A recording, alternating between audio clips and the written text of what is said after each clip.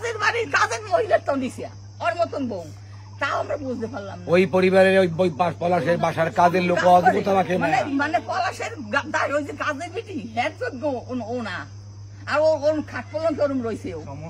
এতক্ষণ শুনছিলেন এএসপি পলাশ শাহর মায়ের কথা। ওনার ভাষ্যমতে ওনার যে ছেলের বউ, উনি তার বাসার যে কাজের মেয়ে আছে, কাজের মেয়ে হওয়ার যোগ্যতাও রাখে না।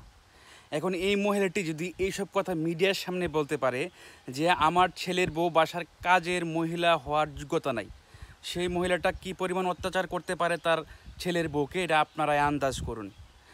যদি আপনার ছেলের ওই মেয়েকে পছন্দ নাই হবে, আপনাদের ফ্যামিলির এই ছেলের পছন্দ নাই হবে, তাহলে কেন আপনারা এই ছেলের কাছে আপনার মেয়েকে বিয়ে দিলেন?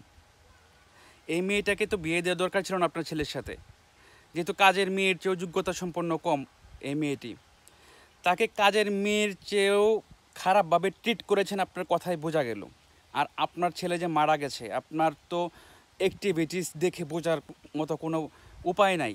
আপনি সেজে গুজে আসছেন ইন্টারভিউ দেওয়ার জন্য ইউটিউবারদের কাছে, এটা কোন ধরনের কথাবার্তা? কিছুদিন আগে, দু একদিন আগে দেখলাম যে ওনার একজন ভাগ্নি লাগে সম্পর্কে, পলাশ সাহার একজন ভাগ্নি লাগে, উনি স্ট্যাটাস দিয়েছেন যে ওনার মা আসলে ওনার ছেলের বউকে অত্যাচার করত। উনি এমন এক মহিলা, উনি নাকি ওনার ছেলের বেডরুমে পর্যন্ত উকি দিত। ছেলে অফিস থেকে আসলে রাত্র 1টার আগে তার ওয়াইফের রুমে যেতে পারতো না। ইভেন হানিমুন পিরিয়ডেও যখন ছেলের বউকে নিয়ে চলে গিয়েছিল, তখনও তার মাকে নিয়ে যেতে হতো। এবং কালকে আরেকটা স্ট্যাটাস দেখলাম একজনের, যে ওনারা যে বাসায় ভাড়া থাকতেন তারই প্রতিবেশী, মানে ওনার ছেলে এবং ছেলের বউ উনি সহ যে বাসায় ভাড়া থাকতেন ওনারই প্রতিবেশী, উনিও বলেছেন ওই ছেলে তার মার কথার বাইরে যাইতে পারতো না। এখন দেখেন ভাই, আপনি অনেক ভালো স্টুডেন্ট, পড়াশোনা করে আপনি বিসিএস লাগিয়ে দিলেন, সেটা ভিন্ন কথা। কিন্তু বাস্তবসম্মত জ্ঞান, বাস্তবতা সম্পর্কিত জ্ঞান যদি আপনার না থাকে, তাহলে আপনি সারভাইভ করতে পারবেন না। মূলত যদি আপনি ওই রকম জ্ঞান সম্পন্ন হয়ে থাকেন, তাহলে আপনি সারভাইভ করতে পারেন। আপনার তো এই কাজটা করার দরকার ছিল না।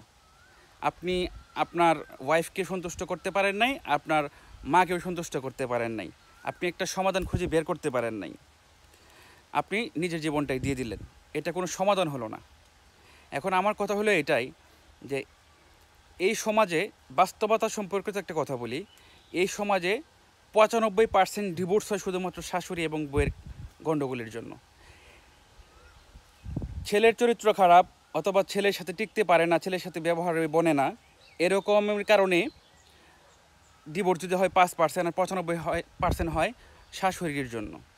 ধন্যবাদ সবাইকে যারা কষ্ট করে আমার ভিডিওটি দেখেছেন, আর আমার চ্যানেলের সাথেই থাকবেন, আর সাবস্ক্রাইব করবেন আমার চ্যানেলটিকে নতুন এরকম ভিডিও পেতে। আর এই মুহূর্তে আমি বিদায় নিচ্ছি। তানভীর মামুন, আসসালামু আলাইকুম।